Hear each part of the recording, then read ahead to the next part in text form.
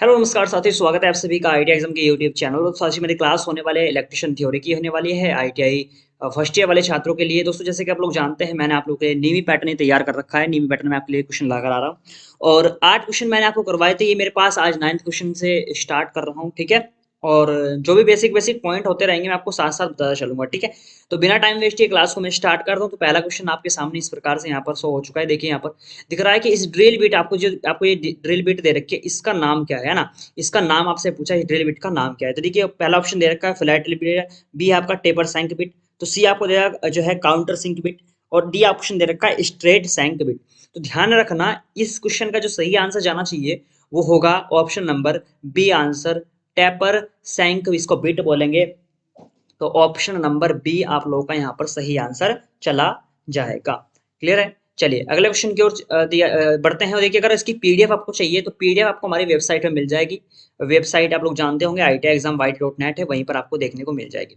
Second question है 10 यानी कि 10वां क्वेश्चन आपके सामने इस प्रकार से है कि सीट मेटल में सामान्य उपयोग हेतु किस प्रकार के स्टेक उपयोग किया जाता है। देखिए, स्टेक क्या होता है यहाँ पर, जो भी आपकी मान लीजिए कोई सीट है आपकी लोहे की या फिर स्टील वगैरह कैसी भी सीट आपके पास हो, तो उसको जो आपके मोड़ने के लिए, उसके बीच में से मोड़ने के लिए तो किस प्रकार के स्टेक का यूज किया जाता है। देखिए, हम मोड़ने के लिए किस प्रकार से, देखिए इसे यहाँ से पकड़ लेंगे हम, ठीक है। और इसको इस ये वाला जो आपको ये वाला जो पोर्शन दिख रहा है, इसको हम क्या कर देंगे, सीट के यहाँ पर रख देंगे, उठाकर इसको ऊपर में मोड़ देंगे। तो इसको हम क्या बोलते हैं, जो आपको ये डायग्राम दे रखा है, बस यही आपका क्या है, इसको हम बोलते हैं हैचेट स्टेक, ठीक है। तो यानी कि बी ऑप्शन आपका इसमें सही आंसर चला जाएगा। क्लियर है।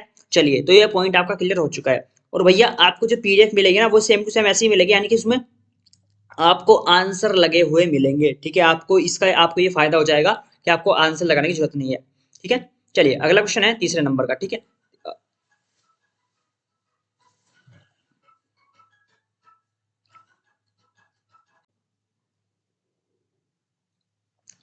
10वां क्वेश्चन आपके सामने इस प्रकार से आ चुका है। देखिए, क्वेश्चन में क्या पूछा गया है, यहाँ पर देखिए। क्वेश्चन पूछ रहा है आपसे कि सीट मेटल में सामान्य उपयोग हेतु किस प्रकार के स्टेक का उपयोग किया जाता है, ठीक है।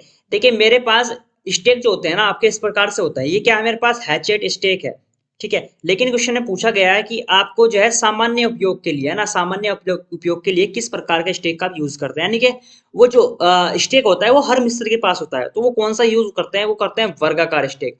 लेकिन मैंने हैचेट मतलब वो भी इस प्रकार से होता है। देखिए, ये कैसा है आपको, ये इस प्रकार से आपको चोंचदार दिख रहा है, इस प्रकार से यहाँ पर है ना, ये चोंचदार आपको दिख रहा है यहाँ पर। लेकिन वो कैसा होता है, वो स्क्वायर होता है इस प्रकार से, ठीक है।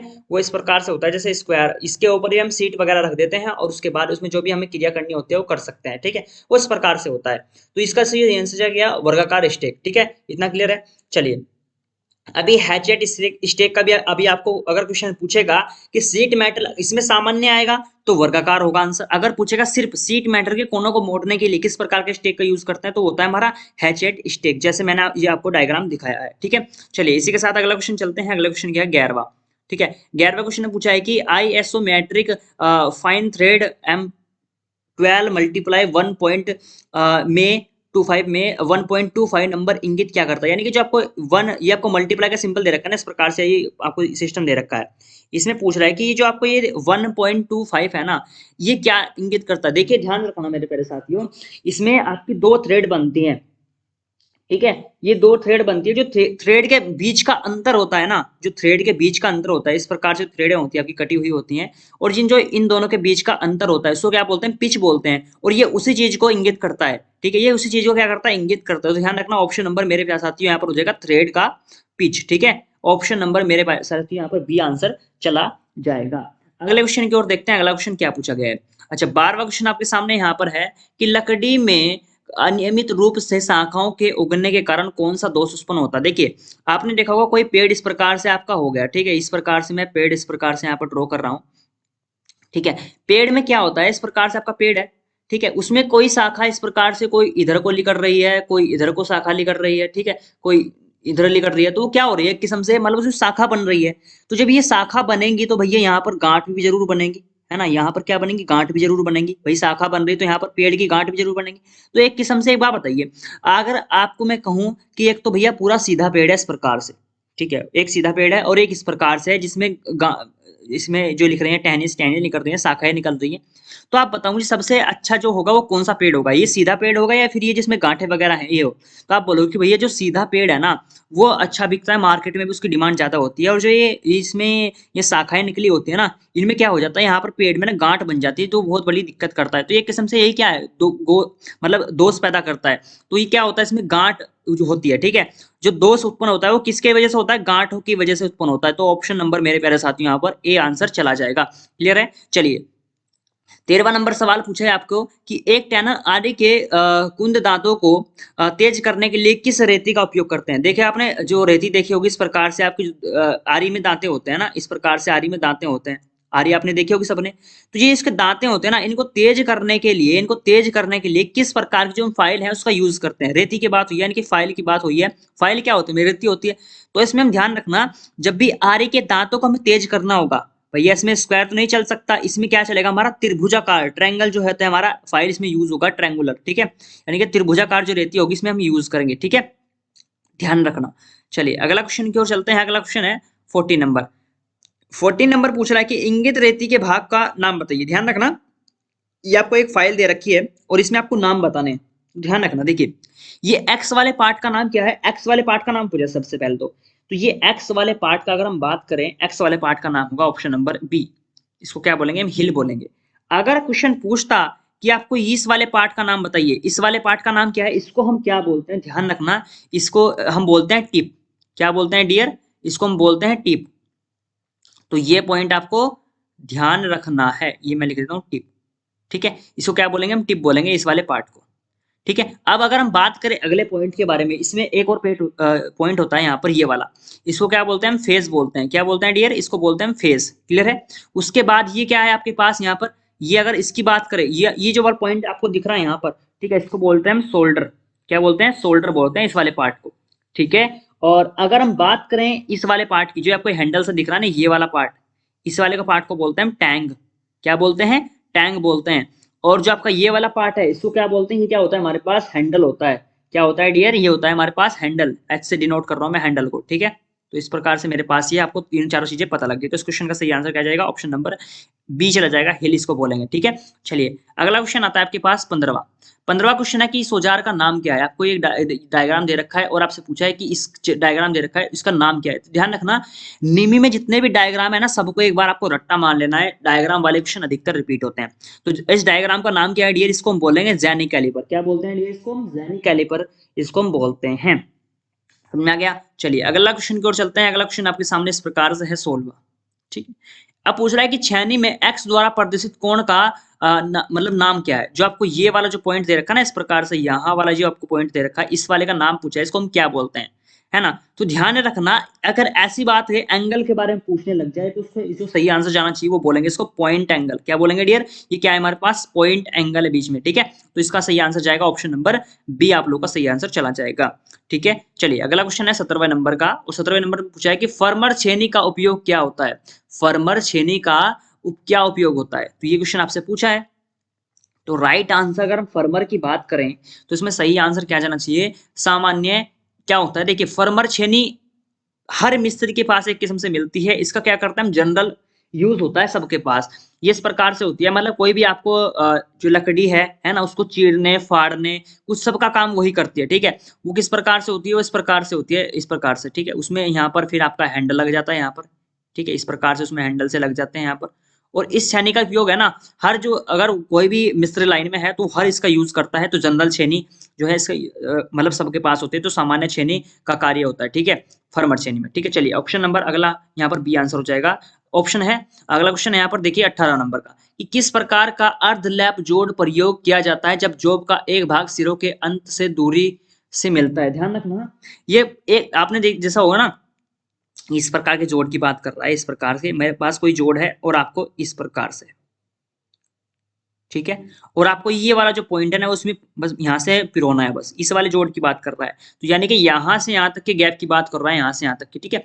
तो इसको हम लैप जोड़ प्रयोग किया था, तो उस जोड़ के भाग का सिरा के अंत से कुछ दूरी से मिलता है, तो उसको हम क्या बोलते हैं। देखिए इसका जो सही आंसर जाना चाहिए 18वें क्वेश्चन का, वो जाएगा यहाँ पर, इसको क्या बोलते हैं, मध्य लैप जोड़, ठीक है। यानी कि इस वाले पॉइंट को हमें फिर इसमें पिरो देना है, ठीक है। ये क्या होता है हमारे पास, मध्य लैप जोड़, मिडल लैप जोड़, यानी कि बीच में है, ठीक है। अगर इधर होता फिर साइड हो जाता, ठीक है। ये नहीं, बीच में है वाले जोड़, क्या है, बीच में, तो मिडिल लैप जोड़ आप लोगों का सही आंसर चला जाएगा, ठीक है। अगले क्वेश्चन के प्रस्थान करते हैं। अगला क्वेश्चन देखिए 19वां, ठीक है। 19वां क्वेश्चन है कि पूछ रहा है 90 डिग्री के और अंदर के निकालने के लिए किस प्रकार के जो है कोण का हम उपयोग करते हैं। देखिए ध्यान रखना, अगर जब भी हमें एंगल की बात हुई, कितने डिग्री की, 90 डिग्री एंगल बनाने की बात हो, तो हम ध्यान रखना वी नोच का हमेशा उपयोग करते हैं। किसका, वी नोच का उपयोग होता है 90 डिग्री के एंगल में, ठीक है। तो ध्यान रखना।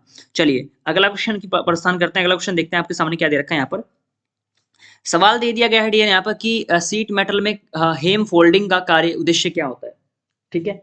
देखिए हेम फोल्डिंग क्या होती है, जैसे कोई भी चीज का हम रोल बना रहे हैं, अपने क्रीम रोल देखा होगा, है ना। किसी भी चीज का हम क्या कर देते हैं, रोल बना देते हैं। तो पूछ रहा है कि अगर सीट का हम जो रोल बनाते हैं उसका फायदा क्या होता है, रोल बनाने का। हमने मान लीजिए आपके पास कोई पेपर है, ठीक है। आपने क्या काम किया, उस पेपर को गोल गोल करके लपेट दिया इस प्रकार से। आपने क्यों लपेटा वो, किस वजह से, ताकि आपकी जो सीट है उस पर कोई भी नुकसान ना पहुंचे। सीट को क्षति से बचाने के लिए हम क्या करते हैं, यहाँ पर इसको रोल बना देते हैं, इसका गोल गोल करके इसका रोल हम बना देते हैं। तो 20वें क्वेश्चन का सही आंसर जाएगा ऑप्शन नंबर डी यहाँ पर, कि सीट को क्षति से बचाने के लिए, ठीक है, उसके नुकसान से बचाने के लिए। अच्छा अगला क्वेश्चन है 21वां, लकड़ी में कौन सा दोष इसकी शक्ति को कम करता है, शक्ति को कम कर रहा है ना। तो देखिए शक्ति को कौन कम करता है, ध्यान रखना। अगर मौसम, देखिए आपने देखा होगा मौसम, कभी गर्मी आ जाती है, कभी सर्दी आ जाती है, कभी बरसात आ जाती है, कभी मतलब पता नहीं कैसे कितने कितने मौसम आते हैं। तो मौसम ही क्या काम करता है, किस्म से लकड़ी में दोस्त कोई अगर मतलब गर्मी आ गई तो सिकुड़ जाती है, जाट आ गया तो फूल जाती है। तो उस प्रकार से इसको क्या बोलते हैं दोस्त को, हम इसको बोलते हैं डियर कपिंग बोलेंगे, इसको हम क्या बोलेंगे डियर यहाँ पर। हाँ ऑप्शन नंबर नहीं सॉरी, कपिंग नहीं होगा, या अनियमितता, ठीक है। ऑप्शन नंबर डी क्या बोलेंगे इसको, अनियमितता, यानी कि कभी गर्मी कभी जाड़े, तो इस प्रकार से मतलब एक नियम कानून नहीं है बिल्कुल भी, ठीक है। तो मौसम का तो वो सिस्टम है इसमें, लकड़ी में क्या होता है फिर दोष उत्पन्न होते हैं, ठीक है। चलिए अगला क्वेश्चन की ओर चलते हैं। अगला क्वेश्चन आपके पास पूछ रहा है कि इस हथौड़े का नाम क्या है, ये आपको यहाँ पर दिया गया है। और देखिए यहाँ पर इस प्रकार से यहाँ पर दे रखा है ये वाला पूंछ, ठीक है। यहाँ पर चोंच सी लकड़ी हुई है, इसका यूज हम कैसे करते हैं, जैसे कील आपका निकाल लियो ना, कील भी किसी लकड़ी वगैरह कहीं पर फंसी हुई है, तो कील निकालने के लिए इस हथौड़े का यूज करते हैं। तो इसको क्या बोलेंगे, हम क्लो हथौड़ा बोलेंगे। ऑप्शन नंबर ए आंसर यहाँ पर चला जाएगा, ठीक है। अगला अगला क्वेश्चन, अगला क्वेश्चन आपके पास 23वां, कि गलत सीजनिंग के कारण लकड़ी में कौन सा दोष उत्पन्न होता है, ठीक है। तो देखिए अभी मैंने बताया आपको 23वें का सही आंसर आएगा। अगर दोष की बात करें तो वो क्या होती है, कपिंग, क्या उत्पन्न होता है, कपिंग होता है। ऑप्शन नंबर डी, ठीक है। ऑप्शन नंबर डी आप लोगों का यहाँ पर सही आंसर चला जाएगा। अगला क्वेश्चन, अगला सवाल पूछा है आपसे 24वां, 24 में पूछा है कि जस्ती सीट पाइप जोड़ में एक्स के रूप में चिन्हित थ्रेड का नाम क्या है। तो ध्यान रखना ये आपको किस प्रकार से दे रखा है, 24वें में दे रखा है आपको इस प्रकार से। यहाँ पर ये वाला पॉइंट पूछा है इस प्रकार से, ये वाला पॉइंट पूछा है। तो ध्यान रखना अगर ये चोंच नीचे की साइड है तो आपका क्या होगा, यहाँ पर पैरेलल फीमेल थ्रेड होगी, है ना। अगर इस प्रकार से है तो पैरेलल फीमेल, अगर इस प्रकार से देगा तो ये मेल फीमेल, मेल जो है थ्रेड हो जाएगी, ठीक है। तो उसमें आदमी और औरत वाला सिस्टम होता है, ठीक है। मैन और जो है यहाँ पर फीमेल का सिस्टम होता है, ठीक है, मेल और फीमेल का, ठीक है। अगर नीचे की ओर है तो फीमेल है, अगर ऊपर की ओर तो यहाँ पर मेल हो जाएगा, ठीक है। चलिए अगला क्वेश्चन है यहाँ पर, अगला क्वेश्चन के ऊपर बढ़ते हैं। सेकंड लास्ट क्वेश्चन है यहाँ पर 25वां, कि सीट के सिरों को मोड़ने हेतु किस प्रकार के नोच का उपयोग किया था। तो मैंने बताया था अभी 25वें का सही आंसर क्या जाना चाहिए यहाँ पर, वो जाएगा यहाँ पर सीधा नोच, ठीक है। मोड़ने की बात हो रही है, मोड़ने की बात, ठीक है, एंगल की बात नहीं हो रही। तो सीधा नोच यानी कि स्ट्रेंथ नोच आप लोगों का 25वें का सही आंसर इसमें हो जाएगा। तो एक काम करते हैं 25 क्वेश्चन आज की क्लास में रखते हैं, ठीक है। 25 क्वेश्चन तक हो गए और जो बाकी क्वेश्चन बचे हैं उनको हम अगली क्लास में देख लेंगे, ठीक है। आई होप आपको समझ में आया होगा। और कोई भी डाउट हो और ये नए तरीके से आज मैं क्लास लाया हूँ, और बेहतर करूंगा अगली जो क्लास होगी उसको और बेहतर बनाने की कोशिश करूंगा। उसमें जो आपको डायग्राम मैं सोच रहा हूँ कि आपको डायग्राम के हिसाब से समझाऊं, कि साथ साथ मतलब क्वेश्चन के साइड में आपको यहाँ पर डायग्राम दिख जाए, ताकि आपको समझने में और आसानी हो जाए, ठीक है। तो अगर आपको इसकी पीडीएफ चाहिए, इस पूरे पोर्शन की आपको क्या चाहिए, पीडीएफ वगैरह चाहिए, तो आपको पीडीएफ हमारे वेबसाइट पे मैं डाल दूंगा, ठीक है। वेबसाइट पर आपको विद आंसर के साथ, मतलब जैसे मैंने आंसर लगा रखा है इसी प्रकार से आपको वहां पर देखने को मिल जाएगी, ठीक है। तो चलिए फिर आज की मैं इस क्लास को यहीं पर समाप्त करता हूँ दोस्तों, मिलता हूँ नेक्स्ट क्लास में। आज के लिए इतना ही, धन्यवाद।